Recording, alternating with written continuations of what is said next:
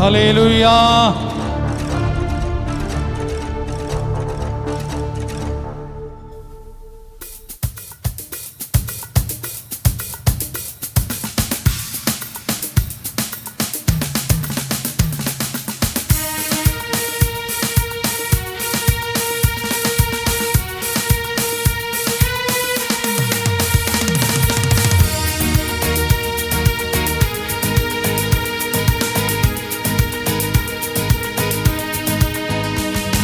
இரத்தத்தினாலே கழுவப்பட்டே பரிசுத்தமாக்கப்பட்டே. இரத்தத்தினாலே கழுவப்பட்டே பரிசுத்தமாக்கப்பட்டே. மீட்கப்பட்டே திரு இரத்தத்தால் அலகையின் பிடி நின்று. மீட்கப்பட்டே திரு இரத்தத்தால் அலகையின் பிடி நின்று. இரத்தம் ஜெயம், இரத்தம் ஜெயம், இயேசு கிறிஸ்துவின் இரத்தம் ஜெயம். இரத்தம் ஜெயம், இரத்தம் ஜெயம், இயேசு கிறிஸ்துவின் இரத்தம் ஜெயம். இரத்தத்தினாலே கழுவப்பட்டே பரிசுத்தமாக்கப்பட்டே. இரத்தத்தினாலே கழுவப்பட்டே பரிசுத்தமாக்கப்பட்டே.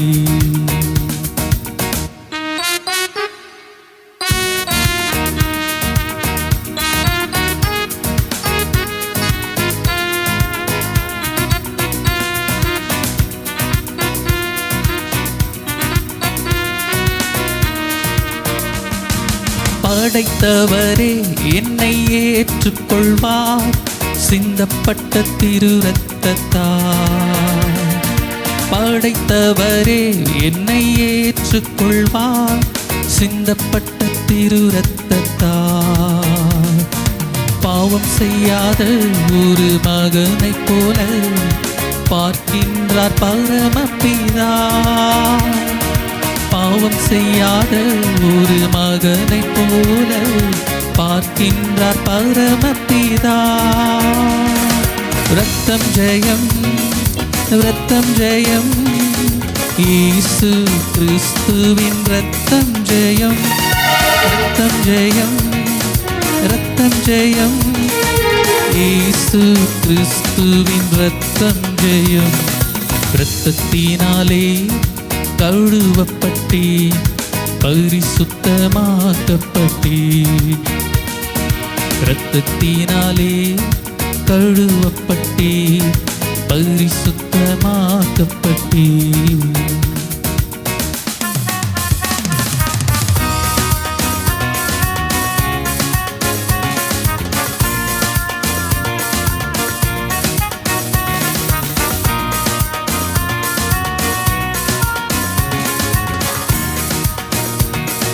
போர்க்கவசம் என் தலை கவசம் இயேசுவின் திரு இரத்தமே.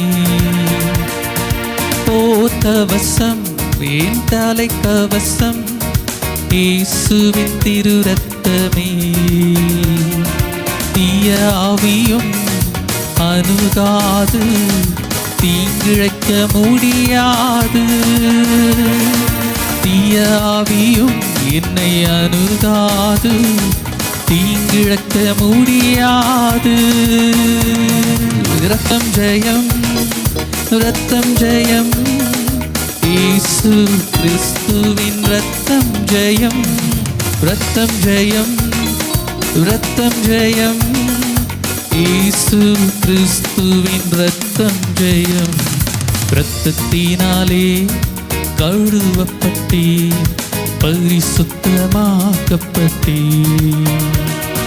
இரத்தத்தினாலே கழுவப்பட்டே பரிசுத்தமாக்கப்பட்டே.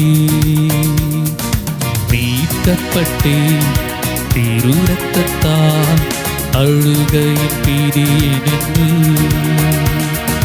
மீட்கப்பட்டே திரு இரத்தத்தால் அழுகையின் பிடி நின்று. கர்த்தர் நல்லவர். இந்த நாளிலே வந்து கலந்து கொண்ட உங்கள் ஒவ்வொருவரையும் உயிர்த்தெழுந்த இயேசுவின் நாமத்தினாலே வாழ்த்தி உங்களை ஆசீர்வதிக்கிறேன். கர்த்தர் தாமே உங்களை ஆசீர்வதிப்பாராக. அல்லேலூயா. அதோடு மாத்திரமல்ல, இந்த நேரலையிலே பார்க்க போகிற உங்களையும் கூட இயேசுவின் நாமத்தினாலே வாழ்த்தி ஆசீர்வதிக்கிறேன். நிச்சயமாகவே அந்த ஆசீர்வாதம் உங்களோடு இருக்கும். 6வது மாதத்துடைய இந்த கடைசி வாரத்தில் நாம் நின்று கொண்டு இருக்கிறோம். இதுவரையிலும் நடத்தினவர் இனியும் நடத்துவார். ஏனென்றால் இது துணையின் ஆண்டு. இந்த 2024 டிசம்பரில் இருந்து இதுவரைக்கும் இந்த 7 மாதங்கள் அறிமுகமானவர்கள், நெருக்கமானவர்கள் அநேகர் உலகத்தை விட்டு கடந்து போயிருக்கிறாங்க. இதுக்கு முன்னாடி அப்படி இல்லை. இந்த சூழ்நிலையில் அநேகர் அந்த நெருக்கமானவர்களும் அறிமுகமானவர்களும், அறியாதவர்கள் தெரியாதவர்களை சொல்ல வரல, அறிமுகமானவர்களும் அறிந்தவர்களும் நிறையா மறிச்சிருக்கிறாங்க. வெள்ளிக்கிழமை சென்னையில் இருக்கிற ஒரு பிரபலமான ஒரு ஊழியர் கர்த்தருடைய சமூகத்துக்குள்ளாய் கடந்து போனார். அவர் சில வருடங்களாய் பலவீனப்பட்டிருந்தார். ஆனாலும் இந்தியா முழுவதும் ஓடி ஊழியங்களை செய்து கொண்டிருக்கக்கூடியவர் பிஷப் தயானந்தம் என்று சொல்லக்கூடியவர். அவர் வெள்ளிக்கிழமை காலையில் கர்த்தருடைய சமூகத்துக்குள்ளாய் கடந்து போனார். இதுவரைக்கும் மருத்துவமனையில் தான் வச்சிருக்கிறாங்க அவருடைய சரீரத்தை. அவங்க பொண்ணு ஒன்று அமெரிக்காவில் இருக்கிறதுனால அவங்க எப்போ வர்றாங்கன்னு தெரியல. நாளைக்கு அவருடைய பிறந்த நாள். 86 87 எனக்கு தெரியல வயசு சரியா.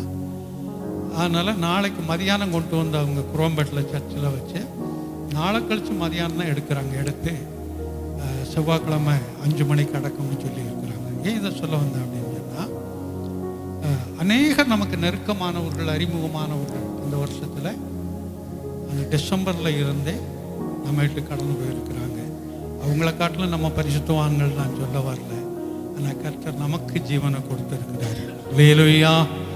அவங்கள காட்டிலும் நல்லவங்கன்னு நம்மளை சொல்ல வரல. நமக்கு கர்த்தர் நம்ம மீது அன்பு பாராட்டி, இரக்கம் பாராட்டி நமக்கு ஜீவனை கொடுத்து வச்சிருக்கிறாரு. இன்னும் நமக்கு ஜீவனை கொடுப்பார். அல்லேலூயா. அதை விசுவாசிப்போம். நம்முடைய கர்த்தர் வார்த்தைக்குள்ளாய் கடந்து போவோம். பாஸ்டர் இமானுவேல் டேவிட் அவர்கள் வந்து நம்மோடு கூட கர்த்தருடைய வார்த்தையை பகிர்ந்து கொள்வார்.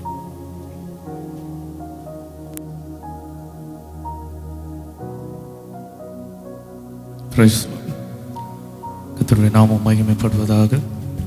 கர்த்தருடைய வார்த்தையை தியானிப்போம். நமக்கு அது பிரயோஜனம் உள்ளதாக இருக்கும். நான் இப்போ சொல்வது போல வேத வார்த்தையை தியானிப்பதற்கு முன்பாக எப்பொழுதுமே இருக்க வேண்டிய காரியம், கர்த்தர் என்னோடு கூட எந்த காரியத்தை கொண்டு என்கிட்ட பேச போகிறார். ஆனால் இங்கே வந்திருக்கிற உங்களை குறித்து எனக்கு அதிகமாக தெரியாது. ஒவ்வொருவரும் ஒவ்வொரு மனநிலைமையில் வந்திருப்போம். கடந்த வாரத்தில் என்ன நடந்ததுன்னு தெரியாது. ஆனால் ஒரு விஷயம், கர்த்தருடைய வார்த்தைக்கென்று காத்திருக்கும் பொழுது ஒரே வார்த்தை எல்லாருக்கும் ஒவ்வொரு விதங்களில் பயன்படுகிற மாதிரி கர்த்தர் இருதயங்களில் பேசக்கூடியவர். வார்த்தையை தியானிப்போம், சில காரியங்களை கற்றுக்கொள்வோம்.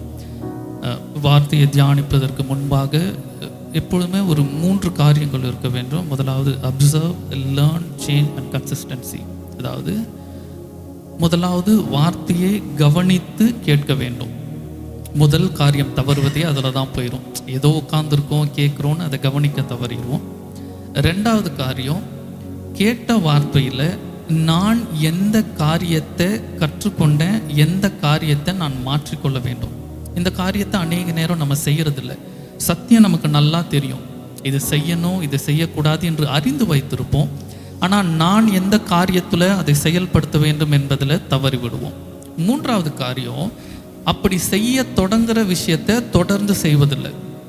விதைக்கிறவனுடைய ஊமை தெரிந்தது போல சில காலங்கள் செய்வோம், சில மணி நேரம் செய்வோம், சில நாள் செய்வோம், திரும்ப அதை தவறி விடுவோம். அப்படி இல்லாதபடி இன்றைக்கு கேட்கின்ற இந்த வார்த்தையை கற்றுக்கொள்வோம், நம்முடைய வாழ்க்கையில் மாற்றிக்கொள்வோம். ஒருவேளை இந்த நேரத்தில் அந்த மாற்றம் தேவைப்படலாம். கர்த்தர் அதனால் பேசுவார். யார் பேசுகிறார்கள் என்று அல்ல, யாரை குறித்து பேசுகிறார்கள் என்பது முக்கியம். உங்களுக்குள்ளே இருக்கிற ஆவியானவருடைய வார்த்தையை கவனிக்க ஆரம்பிச்சுட்டா முன்னாடி இருக்கிற நான் கண்ணுக்கு தெரிய மாட்டேன். கர்த்தருடைய வார்த்தையை ஏற்றுக்கொள்வோம். கொஞ்ச நேரம் மாத்திரம் இன்னைக்கு 2 காரியங்களை குறித்து மாத்திரம் நம்ம தியானிக்க போகிறோம். எனக்கு மிகவும் பிரயோஜனமாக இருந்த காரியத்தை உங்களோடு பகிர்ந்து கொள்ள வேண்டும் என்று விரும்புகிறேன். 2 காரியம்தான். முதல் காரியம், கிடைக்காத ஆசீர்வாதத்தை பெற்றுக்கொள்வதற்கு என்ன செய்ய வேண்டும்? முதல் காரியம், ஒரு ஆசீர்வாதம் எனக்கு தேவை, எனக்கு அது கிடைக்கவே மாட்டேங்குது, நான் தேடிக்கிட்டு இருக்கேன், எனக்கு அந்த காரியம் கிடைக்க மாட்டேங்குது. இப்படி கிடைக்காத ஆசீர்வாதத்தை பெற்றுக்கொள்வதற்கு நான் என்ன செய்ய வேண்டும்? முதல் காரியம். 2வது காரியம், எனக்கு ஒரு ஆசீர்வாதம் கிடைக்கும் என்கிறதான வாக்குத்தத்தத்தை நான் பெற்றுட்டேன். எனக்கு ஆசீர்வாதம் கிடைக்காதுன்னு இல்லை, எனக்கு கிடைக்கும் நம்பிக்கை இருக்கு, எனக்கு அந்த வாக்குத்தத்தம் இருக்கு, எனக்கு விசுவாசம் இருக்கு. ஆனால் அதை நான் பெற்றுக்கொள்ளாதபடி ஒரு தடை இருந்து கொண்டே இருக்கு. இந்த தடை எப்போ மாறும்? இது எப்படி நடக்கும்? இந்த 2 காரியம் மாத்திரம்தான். முதல் காரியம், பெறாத ஒரு ஆசீர்வாதத்தை எப்படி பெற்றுக்கொள்வது. 2வது காரியம், ஆசீர்வாதத்தை பெறுவேன் என்று வாக்குத்தத்தம் நான் வாங்கிட்டேன், ஆனால் அதை நான் எப்படி சுதந்திரித்து கொள்ள போகுது? கிடைக்காம இருக்கேன். இதற்கு நான் என்ன செய்ய வேண்டும்? இந்த 2 காரியங்களை குறித்து மாத்திரம் நம்ம பார்க்கலாம், எடுத்துக்கொள்ளலாம். யாத்ராகமம் எழுதின புஸ்தகம் 17வது அதிகாரத்தில் முதல் வசனத்தை வாசிக்கலாம்.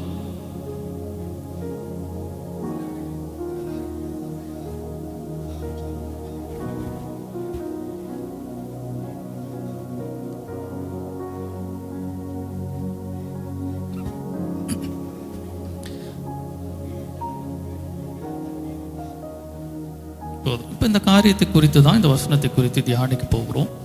இஸ்ரவேல் ஜனங்கள் பிரயாணப்பட்டு வருகிற பொழுது ஜனங்களுக்கு குடிப்பதற்கு தண்ணீர் இல்லாது இருந்தது. வேதத்தில் அநேக இடங்களில் சில குறைபாடுகள் வரும், சில காரியங்கள் இல்லாமல் போகும். சில நேரத்தில் சில உடல் பலவீனங்கள் குறைகளாக இருக்கலாம், சில நேரத்தில் உணவு குறைவினங்களாக இருக்கலாம், நிறைய குறைவினங்கள் இருக்கும், வசதி குறைவுகள் எல்லாம் இருக்கும். இந்த இடத்துல வரும்பொழுது இந்த ஜனங்கள் பிரயாணப்பட்டு வருகையில் இவர்களுக்கு எது இல்லாமல் போனதுன்னு வாசிக்கிறோம்? குடிப்பதற்கு தண்ணீர் இல்லாமல் போனது. உணவு இல்லாமல் போனது என்று வாசிக்கல, பலன் இல்லாமல் போனது என்று வாசிக்கல, பாதுகாப்பு இல்லாமல் போனது என்று வாசிக்கல. எதுதான் வாசிக்கிறோம்? தண்ணீர். இல்லை, தெரிந்து கொள்ள வேண்டிய காரியம், ஒரு மனிதன் வாழ்வதற்கு அத்தியாவசியமான முதல் காரியம் எது? தண்ணீர் தான். ஒருவேளை உணவு இல்லாமல் இருந்தோம் என்றால், 1 வருடம் கூட இருக்காங்க, ஒரு சில வருடங்களுக்கு முன்னால் பார்த்த வெறும் நீர் ஆகாரம் மாத்திரம் குடித்து 20 வருடம் 23 வருடம் அப்படி உயிர் வாழ்கிறவங்களும் இருக்கிறாங்க அப்படின்லாம் அந்த நியூஸ்லலாம் பார்த்துருக்கேன். ஒரு தண்ணீருக்கு குடிக்காமல் நம்மளால் அதிகபட்சம் எவ்வளோ நாள் தான் இருக்க முடியும்? 7 நாட்கள் தான் இருக்க முடியும் அதிகபட்சம். ஆனால் உணவு இல்லாதபடி எவ்வளோ நாள் வேண்டுமானாலும் இருக்கலாம். உடை இல்லாதபடி எவ்வளவு நாள் வேண்டுமானாலும் இருக்கலாம். பணம் இல்லாதபடி எவ்வளவு நாள் வேண்டுமானாலும் இருக்கலாம். அப்போ இதில் கற்றுக்கொள்ள வேண்டிய காரியம், நாம் புரிந்து கொள்ள வேண்டியது, இந்த ஜனங்களுக்கு எது அத்தியாவசிய தேவையோ அதுவே இல்லாமல் போயிடுச்சு.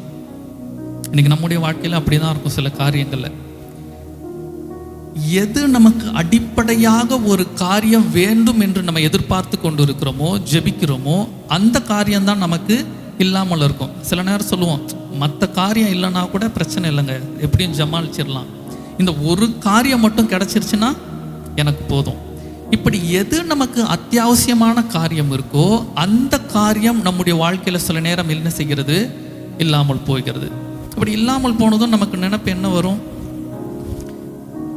ஒரு நாள் ஆகுது, 2 நாள் ஆகுது, 5 வருஷம் ஆகுது, சில நேரம் 10 வருஷம் ஆகுது. அப்படி காலம் ஆகும்போது ஒருவேளை கர்த்தர் இந்த ஜெபத்தை கேட்க மாட்டாரோ? கர்த்தர் மேலே குறை சொல்ல மாட்டோம், கர்த்தரால் செய்ய முடியாது என்று சொல்லி அப்படி நம்ம யோசிக்க மாட்டோம். நமக்குள்ள என்ன வரும்? நமக்கு ஒரு வேலை இதெல்லாம் நடக்காதோ, நமக்கு இதுதான் போல இருக்கு, நமக்கெல்லாம் கிடைக்காது போல, இப்படிப்பட்ட எண்ணங்கள் வரும். இந்த சம்பவத்தை வாசிக்கலாம், அந்த வசனத்தை திரும்பவும் வாசிங்க.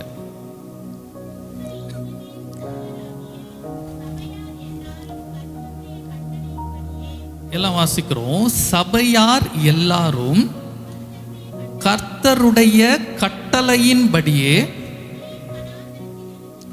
சீன் வனாந்தரத்திலிருந்து புறப்பட்டு பிரயாணம் பண்ணி போதும். இவர்கள் ரமித்தீவிலே வந்து பாளையம் இறங்கினது யாருடைய கட்டளையின்படி தான்? கர்த்தருடைய கட்டளையின்படி தான். அப்ப என்ன கற்றுக்கொள்கிறோம்? சில நேரங்களில் நம்முடைய வாழ்க்கையில நம்ம தேடுகிற, அதான் சொன்னது போல, ஏதோ ஒண்ணு இல்லை, ஒரு நல்ல வீடு வேணுங்க, நல்ல ஒரு கார் வேணும், ஒரு வசதி வேணும், இப்படிப்பட்ட காரியங்கள் இல்லை. இது இருந்தாலும் பரவாயில்ல, இல்லைனாலும் பரவாயில்ல, நம்ம ஏற்றுப்போம். ஆனால் ஒவ்வொருத்தருக்கும் அந்த அத்தியாவசியம், இதுதான் வாழ்க்கையை, இது இல்லைன்னா வாழ்றதுக்கு அர்த்தமே இல்லை, இது ஒன்று தான் கிடைச்சாகணும், இதுதான் ரொம்ப முக்கியம். இப்படி அத்தியாவசியமான காரியங்கள் நாம் ஜெபித்து இல்லாத போது நமக்கு இருக்கிற நேரம், கர்த்தர் நம்ம கூட இல்லையோ, நமக்கு இதெல்லாம் நடக்காதோ, இப்படிப்பட்ட காரியம்லாம் இல்லை. ஏன்னா இவர்கள் கர்த்தருடைய கட்டளையின்படி தான் நடந்தார்கள். இவர்களுக்கு இங்கு தண்ணீர் அத்தியாவசியத்தில் ஒரு இல்லாமை, குறைவுன்னு சொல்றதுக்கு இல்லை, இல்லாமல் போனது. ஏதோ கொஞ்சம் இருக்கு பார்த்துக்கலான்பது போல இல்லை, சுத்தமாகவே இல்லை. அது இருந்தால் தான் வாழவே முடியும் என்கிற நிலைமைக்குள்ளாக வருகிறார்கள்.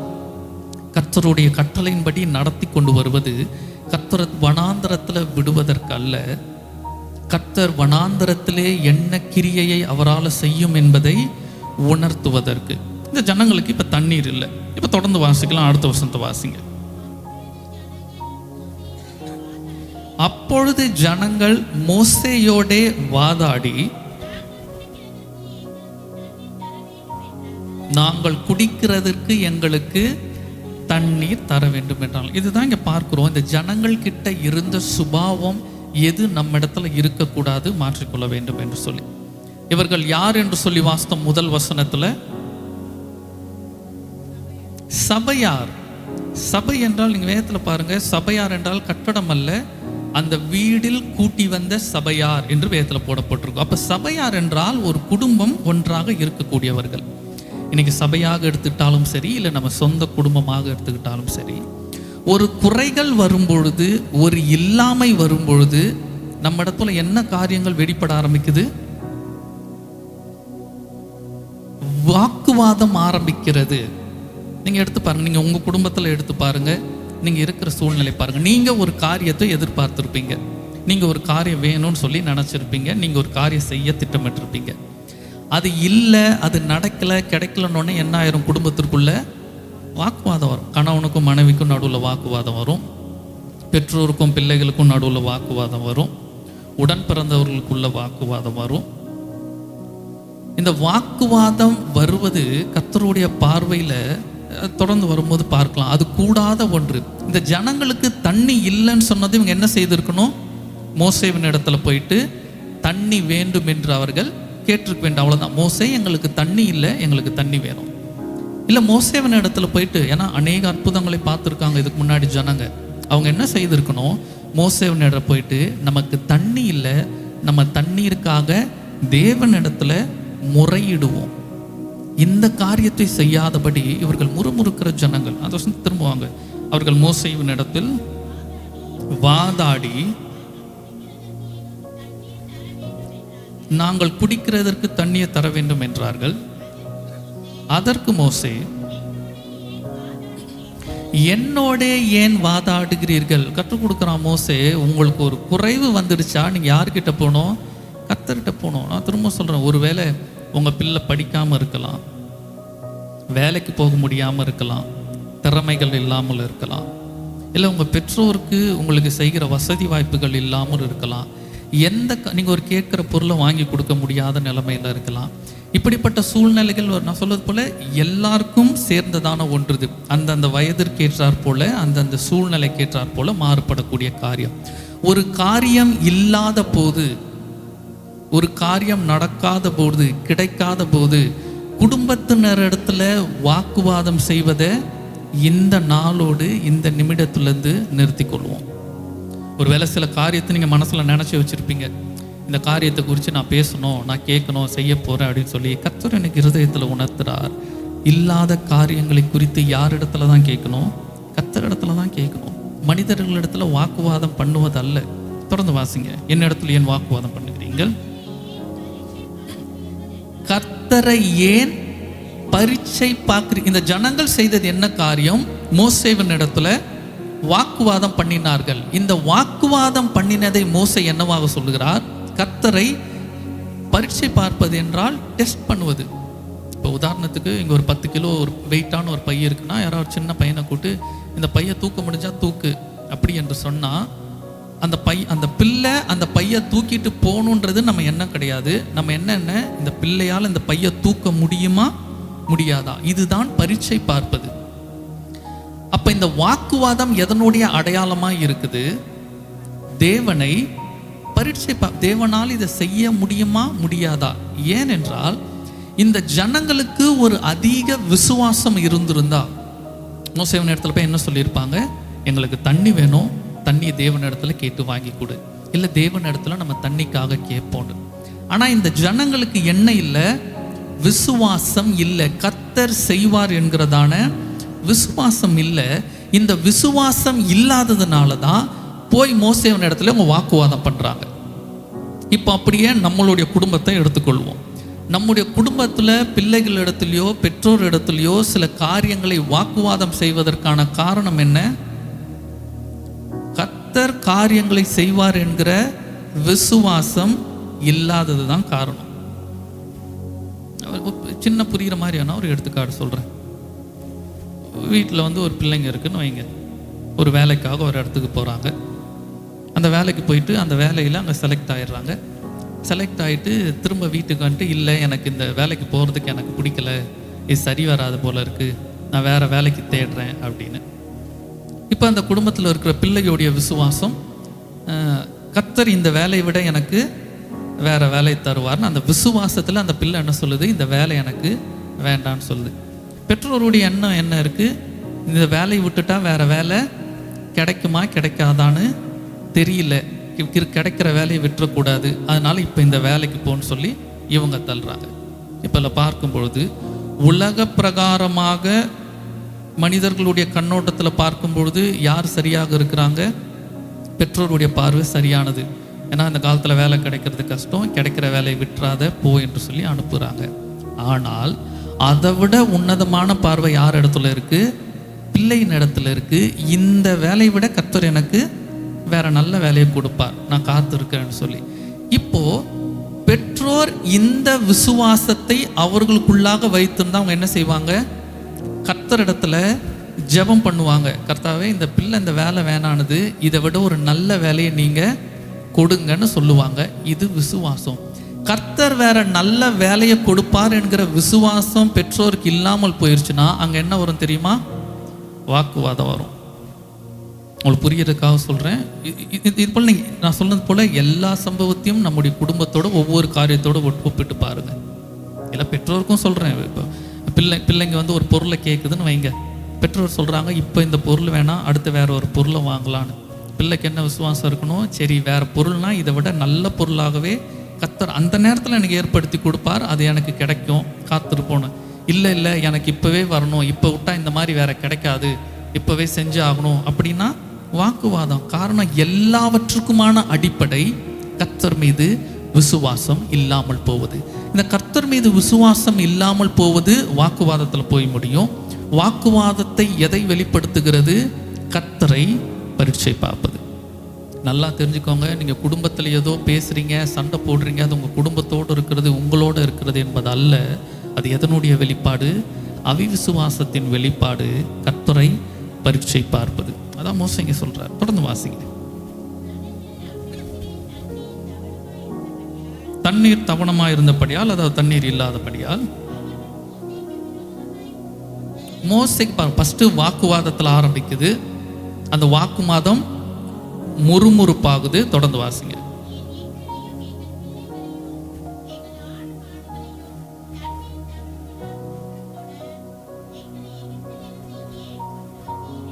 இதுதான் இன்னைக்கு அநேகருடைய வாயிலிருந்து வரக்கூடிய காரியங்கள். இதுதான், இது வாங்கி தரல, இது கிடைக்கலன்னா நான் செத்துருவேன், இது இல்லைன்னா அவள் தான் நான் எதுக்கு வாழணும், இதை நீ பண்ணலனாக்கா நாங்கள் செத்துருவோம். இப்படிப்பட்ட வார்த்தைகளை அந்த ஜனங்களாக தான் சொல்கிறாங்க. சாகிறதுக்காக இங்கே வந்தோம், இதுக்காகவா என்னை கொண்டு வந்தீங்க?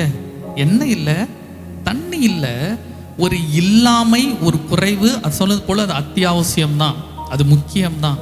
ஆனால் அதை விசுவாசத்தில் தேவனிடத்தில் கேட்பதை விட்டு ஃபஸ்ட்டு விசுவாச குறைவு வெளிப்படுது. வாக்குவாதமாவது, முறுமுறுக்க ஆரம்பிக்கிறாங்க. வாயின் வார்த்தைகள் எப்படி வருதுப்பாங்க, நாங்கள் எதுக்கு சாகிறதுக்காக இங்கே வந்து கொண்டு வந்தீங்க. இந்த ஜனங்கள் தொடர்ந்து அதை சொல்லிக்கிட்டே வராங்க. அவர்களுடைய வாயின் வார்த்தையின்படியே தான் அவங்க என்ன செய்தாங்க, வனாந்தரத்தில் அவர்கள் மரித்து போனார்கள். ஏன்? கர்த்தர் மீது விசுவாசம் இல்லை. நான் சொல்லுகிறேன், சில காரியங்களில் நமக்கு விசுவாசம் இல்லாத போது கர்த்தர் மீது விசுவாசம், நான் சொல்றது போல இன்றைக்கு கர்த்தர் இருதயங்களோடு பேசுகிறார். நான் விசுவாசிக்கிறேன். குடும்பத்தில் குறைவுகள் ஆகட்டும், பிள்ளைகள் இருக்காகட்டும், பெற்றோர் காரியமாகட்டும், எதுவாக இருந்தாலும் சரி, அவ்வளோதான் போல இருக்கே, செத்துருவோம் போல இருக்கே, முடிஞ்சிடும் போல இருக்கே, நடக்காது போல இருக்கே, என்ன செய்யறது, வாக்குவதம், இந்த பிரச்சனையெல்லாம் விட்டுட்டு எல்லாவற்றையும் மாற்றுகிற தேவன் இருக்கிறார். ஒரே ஒரு இரவுல செங்கடலை 2ஆக பிளக்க முடியும் என்றால் அதை விட பெரிய அற்புதமாக நம்ம வாழ்க்கைக்கு தேவை சொல்ல முடியுமா? இன்றைக்கு நம்ம இரவு படுக்கிறோம், நாளைய தினம் என்ன நடக்கும் என்பது நம்மளால உறுதியாக சொல்ல முடியாது. அசம்பாவிதம் நடப்பதை யோசிக்க வேண்டாம். கர்த்தரால் இந்த இரவில் எனக்கு ஒரு அற்புதத்தை அவரால் செய்ய முடியும். யாருக்கு தெரியும்? ஏன் இன்னைக்கே நடந்துடணும், ஏதாவது ஒன்று கிடச்சா இதுதான் எனக்கு, இது முடிஞ்சிடணும், இது வந்துடணும், அதல்ல. நான் கர்த்தருக்கு காத்திருக்கிறேன். கர்த்தர் நேர்த்தியானதை செய்யக்கூடியவர். இதுக்கு முன்பாக சில வருடங்களுக்கு முன்பாக லோத்தை குறித்து தியானிக்கும்போது சொன்னேன், லோத்து அவன் தாமதித்து கொண்டிருக்கும் பொழுது தேவன் அவன் அழிந்து விடாதபடி அவன் கையை பிடித்து இழுத்து கொண்டு பட்டணத்துக்கு வெளியே விட்டார். அவன் தாமதிச்சுட்டு தான் இருக்கான். நீ வந்தா வாப்பான்னு சொல்லி தேவன் விடலை. அவன் அழிந்து போகக்கூடாது என்று அவன் கையை பிடித்தவர் நம்ம கையை மட்டும் அழிஞ்சு போகிறதுக்கு அப்படியே விட்டுருவாரா? விடுகிறவர் அல்ல. சில வேளை நாம் முயற்சி செய்யாவிட்டாலும் கர்த்தர் நம்முடைய கையை பிடித்து ஆசீர்வாதத்திலே நடத்துவார். ஆனால் நம்மிடத்தில் இருக்க வேண்டியது என்ன? விசுவாசம். எப்படி நடக்கும், எங்கிருந்து நடக்கும், எப்போ நடக்கும், இதெல்லாம் கேள்வி பார்த்துட்டு இதெல்லாம் அல்ல. கர்த்தர் மீது அதிக விசுவாசம். இந்த ஜனங்கள் வாக்குவாதம் பண்றாங்க, பிரச்சனை பண்றாங்க. தொடர்ந்து வாசிங்க. கர்த்தரை நோக்கி கூப்பிட்டு,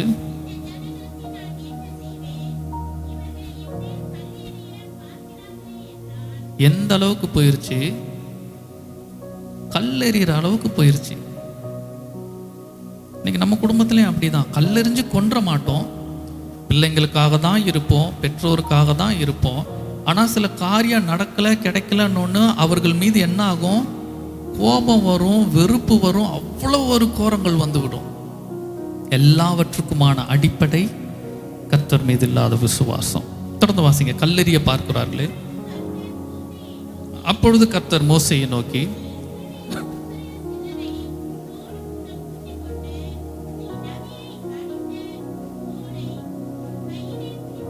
போதும், இல்லாமை வரும்பொழுது செய்ய வேண்டியதான், அதாவது செய்யக்கூடாத காரியங்களை பார்த்தோம். எந்த காரியம் இருக்கக்கூடாது? அவிசுவாசம் இருக்கக்கூடாது, முறுமுறுப்பு இருக்கக்கூடாது, வாக்குவாதம் இருக்கக்கூடாது, இது நடக்கவே நடக்காது, இப்படிப்பட்ட எண்ணங்கள் எல்லாம் விட்டுறணும். இது செய்யக்கூடாத ஒன்று.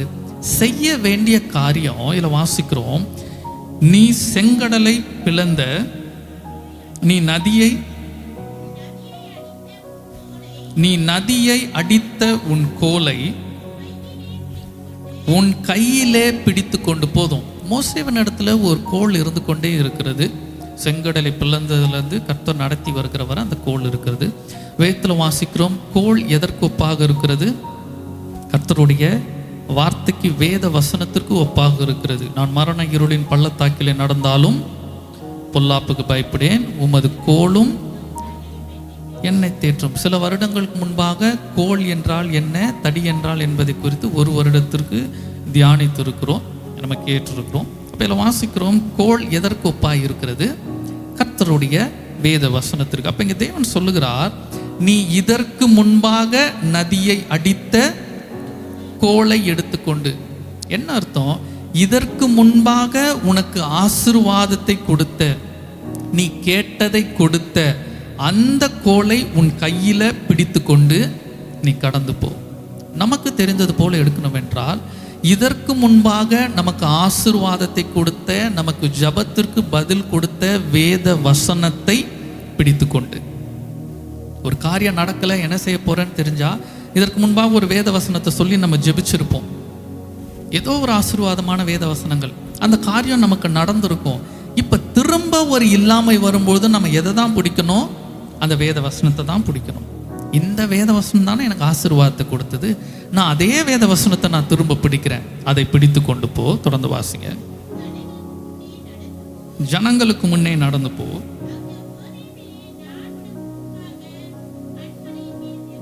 ஓரேப்பிலே நான் உனக்கு முன்பாக கண்மலையின் மேல் நிற்பேன், நீ அந்த கண்மலையை அடி, ஜனங்கள் குடிக்க தண்ணீர் புறப்படும் என்ற. இதில் அழகா வாசிக்கிறோம். நீ கோலை எடுத்துக்கோ. நமக்கு தெரிந்தது போல ஆவிக்குரிய அர்த்தத்தின்படி வேத வசனத்தை கையில் எடுத்துப்போம். இதில் வாசிக்கிறோம், தேவன் சொல்லுகிறார், நான் உனக்கு முன்பாக கண்மலையின் மேல் நிற்பேன். இப்ப கர்த்தர் சொல்லுகிறார், நான் எந்த கண்மலையின் மேல இருக்கிறேனோ அந்த கண்மலையின் மேல அடித்தாதான் உனக்கு என்ன வரும்? தண்ணி வரும். நான் இல்லாத ஒரு கண்மலையின் மேல நீ எவ்வளவு போய் அடிச்சாலும் உனக்கு தண்ணி வராது. மணிக்கணக்கில் அடிச்சு கொண்டிருக்கலாம், முழு பலத்தை போட்டு அடிக்கலாம், தண்ணி வராது. அப்போ நம்முடைய ஆசீர்வாதம் நமக்கு வர வேண்டும் என்றால் நமக்கு முன்பாக யாரை வைக்க வேண்டும்? கர்த்தரை வைக்க வேண்டும். கர்த்தர் இல்லாத ஒரு வாழ்க்கை, கர்த்தர் இல்லாத ஒரு வேலை, கர்த்தர் இல்லாத ஒரு ஊழியம் ஆசீர்வாதம் வருவதல்ல.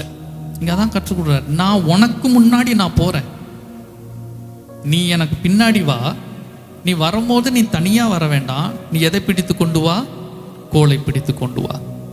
கர்த்தர் இன்னைக்கு அதுதான் நம்மோடு பேசுகிறார். நம்முடைய ஆசீர்வாதத்தை கொடுப்பதற்கு நமக்கு முன்பாக கர்த்தர் நம்முடைய காலங்களிலே போய் இருக்கக்கூடியவர். நாம் அதை பெற்றுக்கொள்வதற்கு பிரயாணிக்கிற நாட்களில் எதை பிடித்து கொண்டு தியானிப்போம்? வேத வசனத்தை பிடித்து கொண்டு அவைகளை வைத்து நம்ம பிரயாணிப்போம். அவிவிசுவாசத்தை வைத்துக்கொண்டு மற்றவர்கள் பேச்சு எல்லாம் அல்ல. அப்போ கற்றுக் கொடுக்கிறார், இல்லாத ஒன்று நமக்கு வர வேண்டும் என்றால் முன்பாக யார் இருக்க வேண்டும்? கர்த்தர் இருக்க வேண்டும். சில வசனங்கள் வேணால் நம்ம கோடிட்டு பார்க்கலாம். வாசிங்க. சங்கீதம் 16:8 வாசிங்க. மத்தேயு 6:33 ஒருத்தர் எடுத்து வைத்துக் கொள்ளுங்க. சங்கீதம் 16:8 ஒருத்தர் வாசிங்க. கர்த்தரை எப்பொழுதும் எனக்கு முன்பாக வைத்திருக்கிறேன், அவர் என் வலது பாரிசத்தில் இருக்கிறபடியால் நான் அசைக்க. கர்த்தரை நமக்கு முன்பாக வைத்திருக்கிறதுனால நாம் என்ன செய்யப்படுவதில்லை? கீழே விழுவதில்லை, நகர்ந்து போவதெல்லாம் போடலை, அசைக்க கூட படுவதில்லை. அப்படி நிறுத்தி வைக்கிறார். தொடர்ந்து வாசிக்கலாம். மத்தேயு 6:33 வாசிக்க.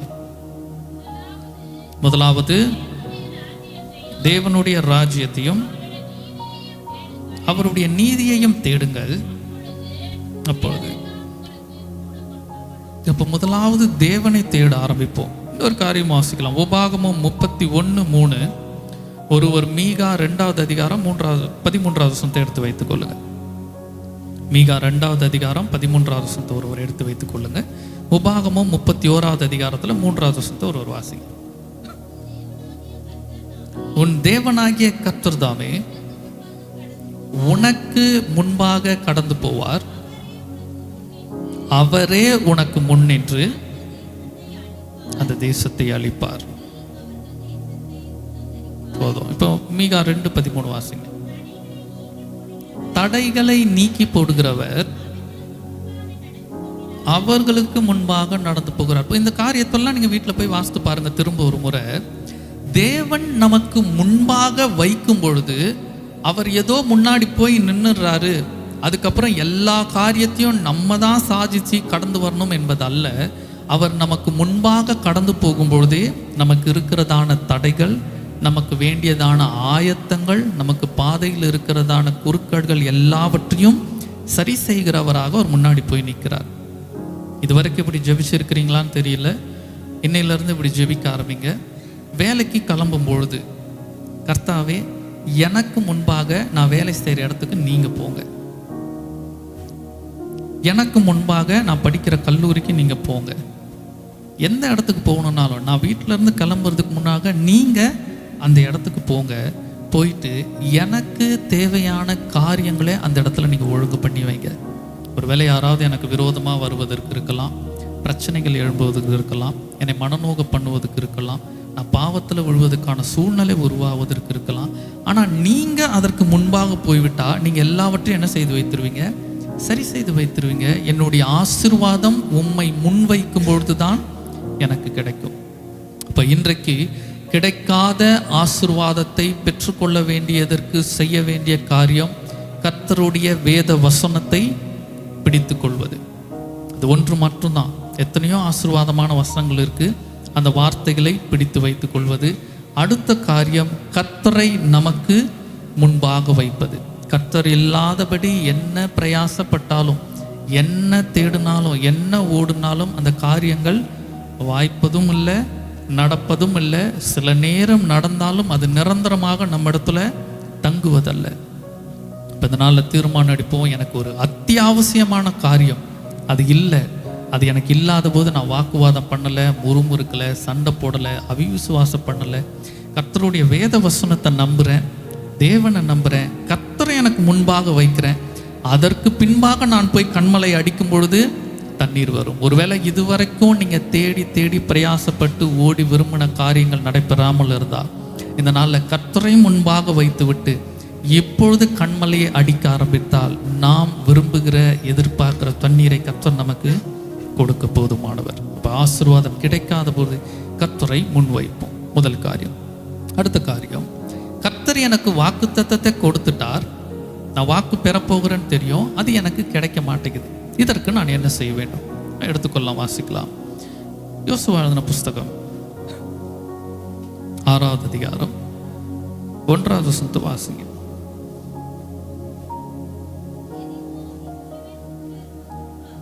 எரிகோ இஸ்ரவேல் புத்திரருக்கு முன்பாக அடைக்கப்பட்டிருந்தது,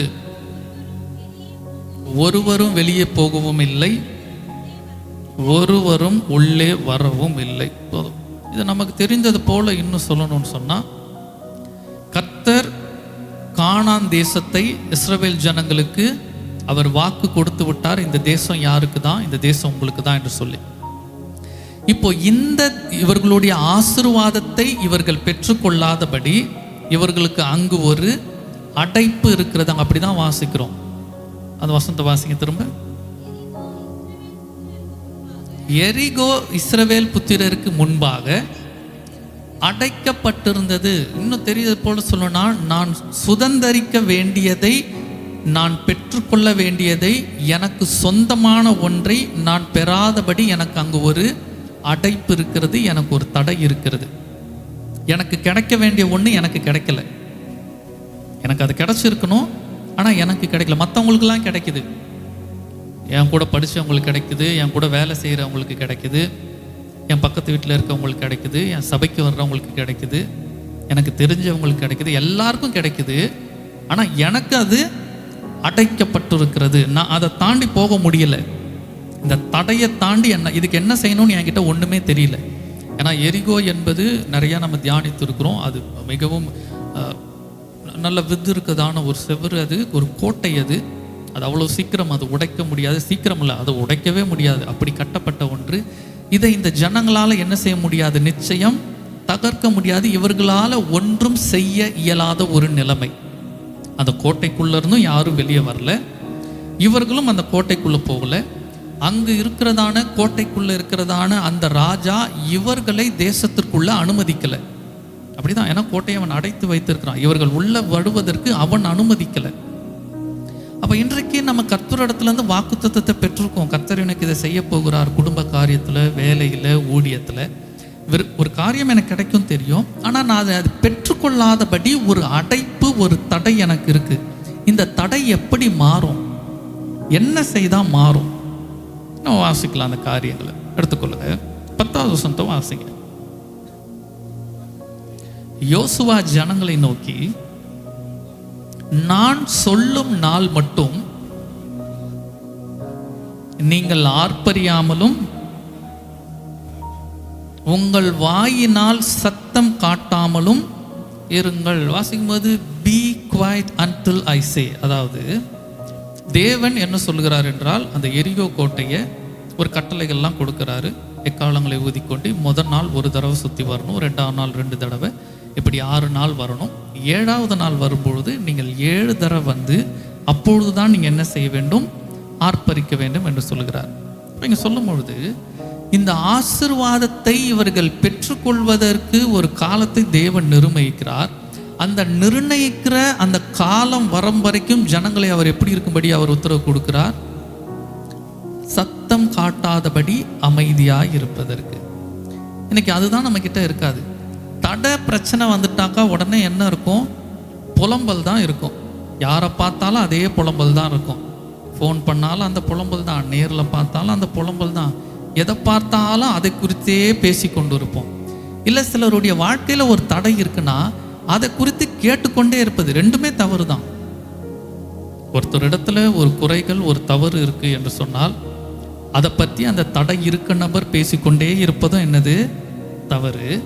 அவர்களிடத்துல அந்த தடை இருக்கும்போது அதை குறித்தே கேட்டுக்கொண்டே இருந்தால் அதுவும் தவறாக தான் தேவன் சொல்கிறார். இங்கே சொல்கிற நாள் வரைக்கும் நீ எப்படி இரு, அமைதியார். இதை குறித்து நான் அதிகம் தியானித்திருக்கிறோம், பிரசங்கித்து இருக்கிறேன்.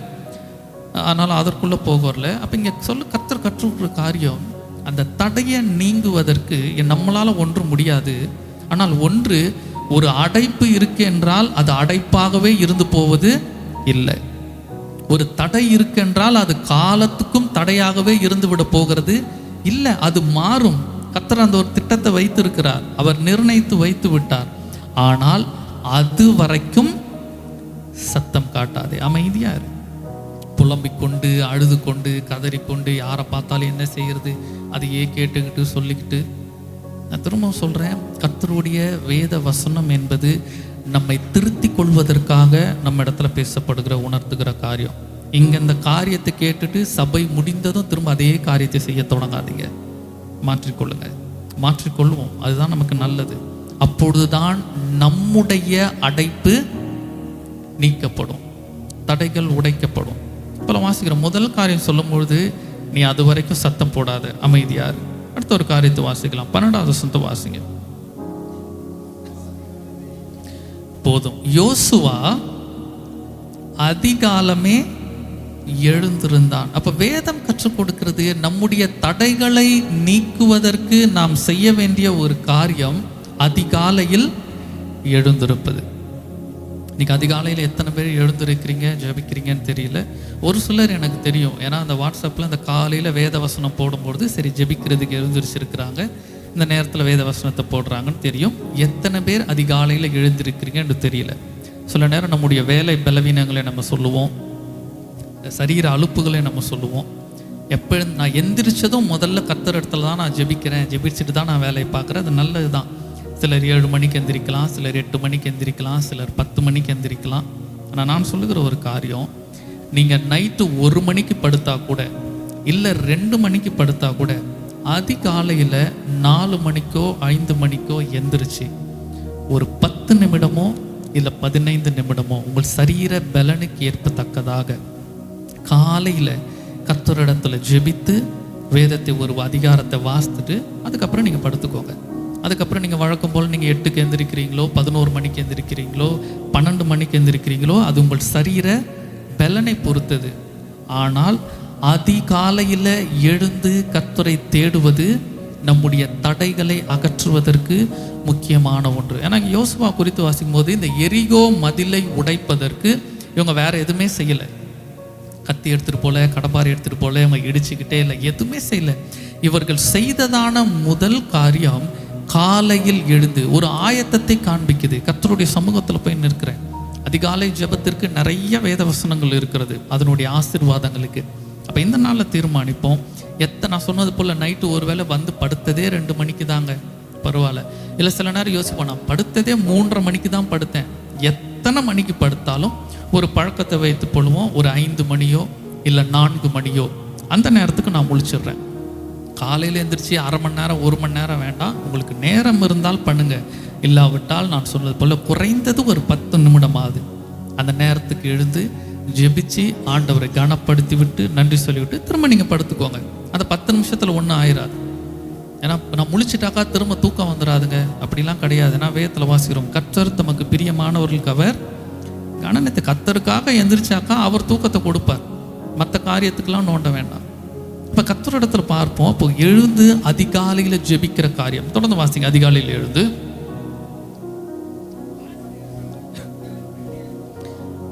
ஆசாரியர்கள் கர்த்தரின் பெட்டியை சுமந்து கொண்டு போனார்கள். அப்ப அடுத்து ஒரு காரியம் இதில் பார்க்கிறோம்.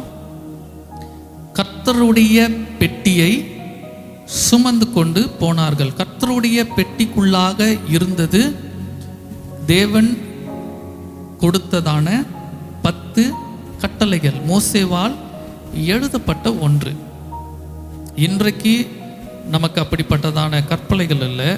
ஆனால் நமக்கு உடன்படிக்கை பெட்டியாக கர்த்தர் வேத வசனத்தை கொடுத்திருக்கிறார். இந்த புத்தகத்தில் கர்த்தருடைய வார்த்தை இருக்கிறது. அப்போ வாசிக்கிறோம், இவர்கள் காலையில் எழுந்து கர்த்தருடைய உடன்படிக்கை பெட்டியை சுமந்து கொண்டு போனார்கள். அப்போ இந்த நாளிலிருந்து இனி காலையில் எழுந்து வேத வசனத்தை கரங்களில் ஏந்தி அதை வைத்து ஜெபிப்போம், அதை பிரித்து படிப்போம். இன்னைக்கு நமக்கு எல்லாருக்கிட்டையும் மொபைல் ஆக்சஸ் இருக்குது. காலையில் எழுந்ததும் மொபைல் ஓப்பன் பண்ணுவோம், மொபைலில் பைபிள் இருக்கும், அதை படிக்கலாம். அது தவறுன்னு சொல்ல வரல. ஆனால் ஒரு காரியம், வேதத்தை எடுத்தோம் என்றால் வேதத்தில் கர்த்தருடைய வார்த்தை மட்டும்தான் இருக்குது. கர்த்தருடைய வார்த்தையை தவிர வேற ஒன்றுமே இருக்காது அதில். ஆனால் நம்ம கையில் வச்சிருக்கிற மொபைலில் அப்படி கிடையாது. எல்லா குப்பைகளும் இருக்கும். பிடித்த காரியம், பிடிக்காத காரியம் எல்லாமே அடங்கியிருக்கும். அதில் வேத வசனன்றது ஒரு ஆப்ஷனலாக இருக்கும். அது ஏதோ ஒரு அவசரத்திற்கு எங்கேயாவது போகிறோம், டக்குன்னு ஏதோ ஒரு ரெஃபரன்ஸுக்கு பார்க்குறோம், எங்கேயாவது பார்க்குறோன்னா அதுக்கு உபயோகிப்பது நல்லது. ஆனால் வேதத்தில் தெளிவாய் வாசிக்கிறோம், கர்த்தருடைய உடன்படிக்கை பெட்டியை பயபக்தியோடு அவர்கள் சுமந்து கொண்டு போனார்கள்.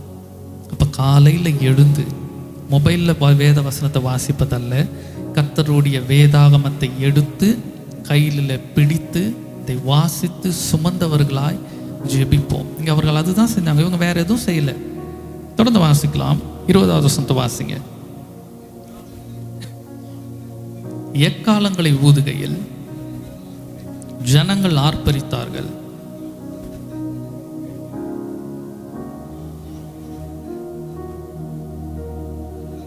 முழங்குகையில் அலங்கம் இடிந்து விழுந்தது. வாசிக்கிறோம், இவங்க பட்டணத்தை சுத்துறாங்க, எக்காலங்களை ஊதுறாங்க, ஆர்ப்பரிக்கிறாங்க, அலங்கம் இடிந்து விழுந்தது. இதை குறித்து நிறையா நம்ம தியானித்து இருக்கிறோம். இப்போ இடிந்து விழுந்தது அந்த சரித்திரம், அந்த காரியமெல்லாம் போல இடிந்து இவர்களுக்கு முன்பாக வைக்கப்பட்டிருந்த தடை, இவர்கள் ஆசீர்வாதத்தை நோக்கி செல்ல முடியாமல் இருந்ததான தடை, அதை உடைத்ததற்கு, அது தகர்த்தது யார் செய்த காரியம்?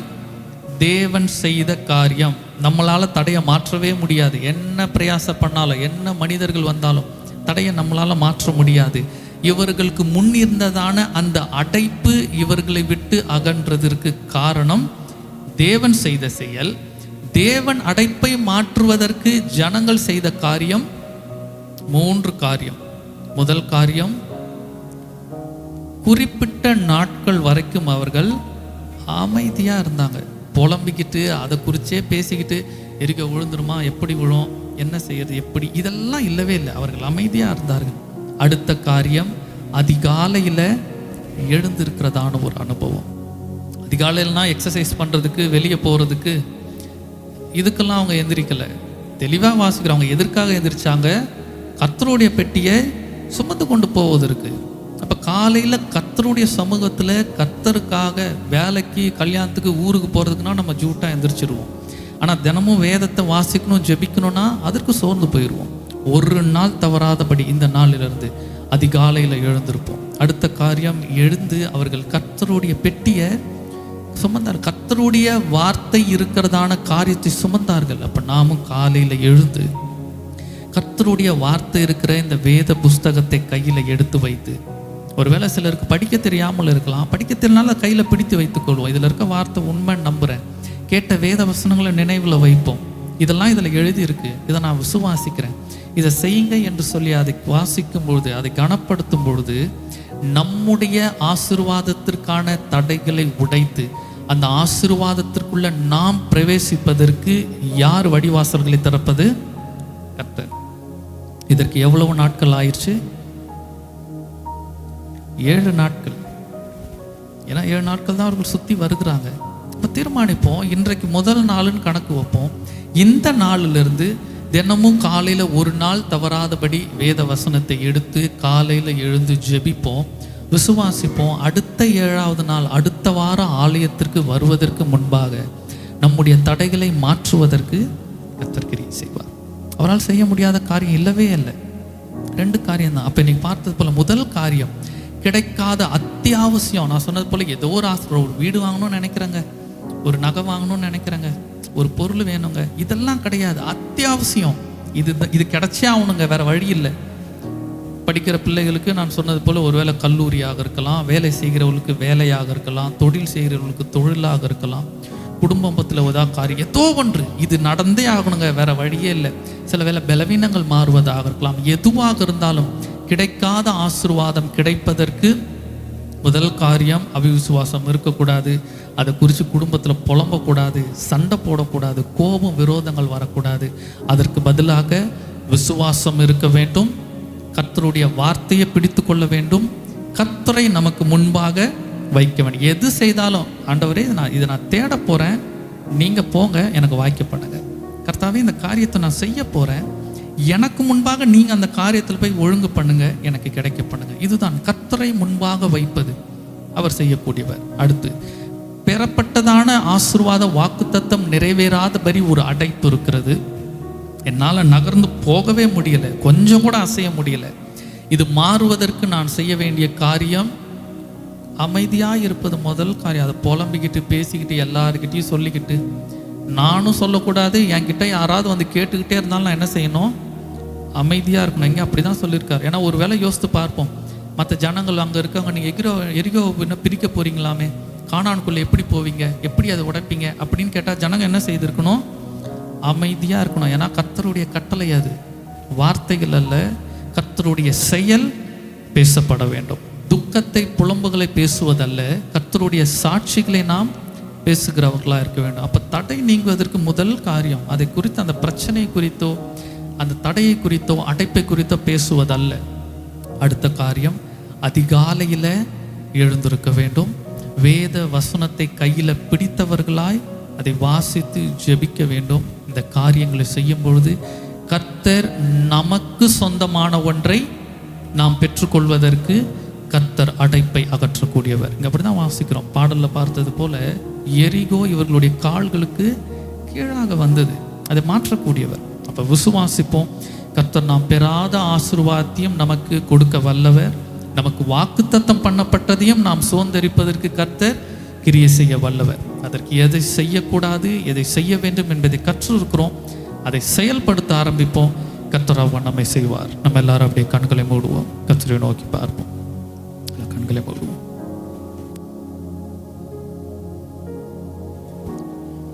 கர்த்தர் நல்லவர். 2 காரியங்களை பார்த்துருக்கிறோம். ஆசீர்வாதங்களை பெற்றுக்கொள்வது எப்படி, ஆசீர்வாதம் தடையை மாற்றுவது எப்படி. பாடல் ஆராதனையில் அதுதான் அவங்களோடு பகிர்ந்து கொண்டேன். அதுதான் செய்தியாக வந்திருக்குது. செங்கடலை பிரிக்கிறவர், எரிகோ விழுகிறது, அதான் செய்தியாய் வந்திருக்கிறது. இது ஆவியானுடைய ஒரு மனப்பாடு. கர்த்தர் நம்மோடு கிரியை செய்கிறார், நம்முடைய சபைக்குள்ளாய் கிரியை செய்கிறார். இப்படிப்பட்ட காரியங்களை கொண்டு ஆவியானோர் நம்மிடத்தில் இடைபடுகிறார் என்பதை குறித்து, நம்மோடு ஆவியானோர் பேசுகிறார் என்பதை குறித்து நாம் புரிந்து கொள்ள முடியும். நான் என்ன பாடல் எடுக்கிறேன் என்று தம்பிக்கு தெரியாது, அவர் என்ன செய்து கொடுக்க போகிறார் என்று எனக்கு தெரியாது.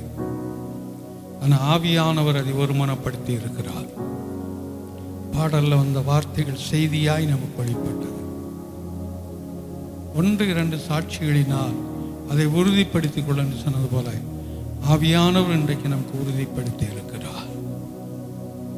ஆனால் நமக்கு துணையாய் நிற்கக்கூடியவர், நமக்கு வேண்டிய ஆசீர்வாதங்களை கட்டவிழ்த்து விடக்கூடியவர், நிச்சயமாய் அவர் பொறுப்படுத்திக் கொள்வார். அந்த விசுவாசம் தொடர்ந்து நமக்குள்ள கடந்து வரட்டும்.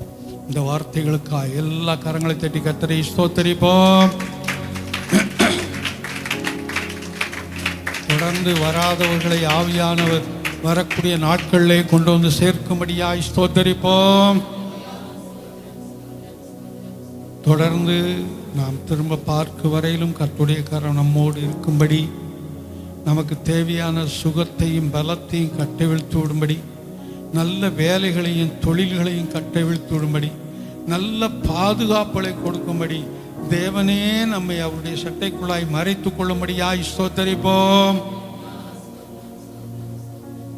நாம் மன ரீதியில் எதெல்லாம் எதிர்பார்த்து காத்திருக்கிறோமோ அதையெல்லாம் நிச்சயமாய் பெற்றுக்கொள்வோம் என்ற நிச்சயத்தோடு ஸ்தோத்தரிப்போம்.